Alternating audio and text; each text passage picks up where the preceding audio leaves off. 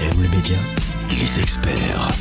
On vous souhaite un bon jeudi sur Aible Média. Vous le savez, le rendez-vous des experts, c'est tous les jours. Et le jeudi, on prend soin de nous, on parle alimentation. La santé passe par l'alimentation. Et ce n'est pas Michael Marquis, notre nutritionniste et diététicien, qui dira le contraire. Il est avec nous ce soir, comme tous les jeudis. Bonsoir Michael. Bonsoir. Alors Michael, on va parler du summer body. On a tous envie d'avoir un corps de rêve pour courir au bord de la plage durant nos vacances. Encore une fois, il faut faire très attention. Il existe quelques méthodes pour perdre du poids, mais les régimes ne sont pas vraiment adaptés. Alors tout d'abord, on va parler des recommandations. Tout d'abord, quelles recommandations y a-t-il d'un point de vue scientifique pour perdre du poids ?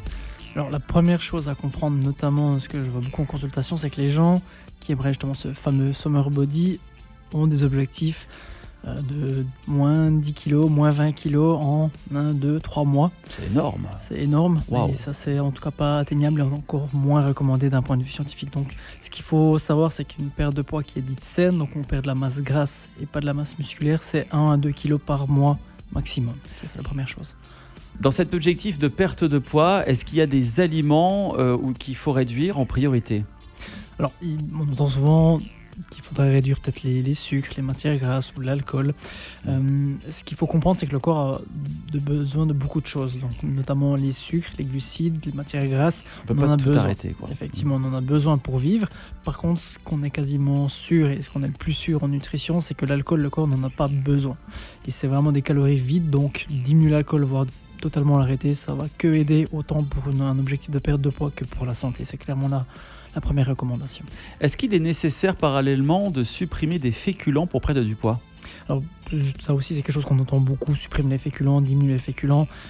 Comme je viens de le dire, on a besoin de glucides, c'est notre source d'énergie principale. Donc les féculents sont cet apport principal. On en a besoin.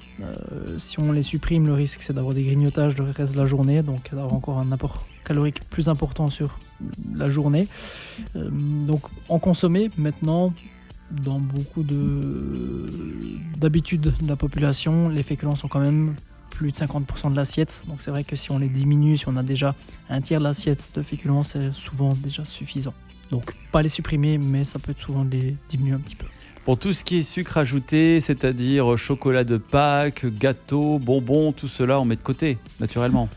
Alors pas forcément naturellement, le corps n'en a pas forcément besoin. Maintenant, de temps en temps d'avoir un petit plaisir, c'est pas non plus interdit. Au contraire, de temps en temps se faire plaisir aussi, moralement, mentalement, ça fait partie d'une alimentation équilibrée et saine sur le long terme. Bon, alors entre un œuf de dinosaure en chocolat de Pâques et un œuf de petite caille, voilà, on sait maintenant qu'est-ce qu'il faut privilégier pour le summer body. Est-ce qu'il faut s'obliger par ailleurs à respecter les 3 repas par jour pour perdre du poids ? Oh non, ça c'est plutôt une idée reçue. Là, on va plutôt essayer d'écouter les sensations alimentaires, sensations de faim, de satiété. Donc si on n'a pas forcément faim le matin, c'est pas une nécessité de déjeuner. Si on n'a pas faim le soir ou beaucoup moins faim, on peut aussi diminuer les quantités à ces moments-là et plus respecter les sensations alimentaires. Donc on a bien compris, si vous voulez avoir le corps le plus sexy de la plage cet été, il faut diminuer, voire carrément arrêter l'alcool. Et puis aussi tout ce qui est sucre ajouté. Il faut se faire plaisir de temps en temps, comme vous l'avez dit, mais tout en restant raisonnable. Et quand on est en pleine vacances avec de la musique et lorsqu'il fait chaud, c'est vrai que parfois on oublie un petit peu de se contrôler. On ne résiste plus à la tentation, à vrai dire.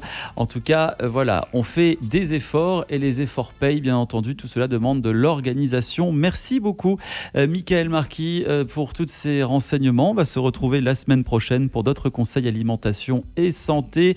On vous souhaite une belle fin de journée. Merci, pareillement.